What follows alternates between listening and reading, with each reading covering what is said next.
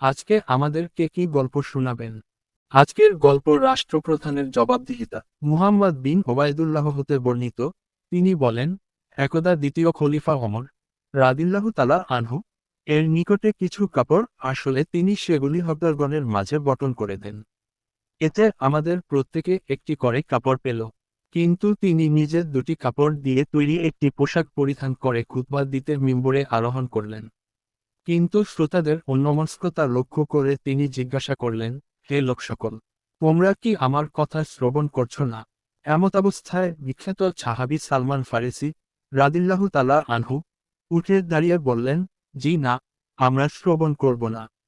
ওমর রাদিয়াল্লাহু তাআলা আনহু বললেন, কেন হে আবু আব্দুল্লাহ?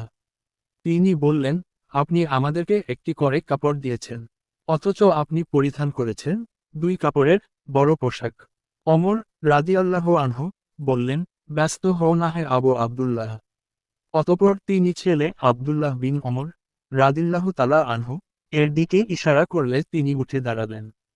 অতঃপর ওমর রাদিয়াল্লাহু আনহু বললেন, আমি আল্লাহর কসম করে জিজ্ঞেস করছি, আমার পোশাকে যে অতিরিক্ত কাপড় রয়েছে সেটা কি তোমার নয়? আব্দুল্লাহ বিন ওমর রাদিয়াল্লাহু আনহু বললেন, জি, আমার। অতঃপর সালমান ফারিসি রাদিয়াল্লাহু আনহু বললেন, এখন আপনি বক্তব্য শুরু করুন, আমরা শ্রবণ করব।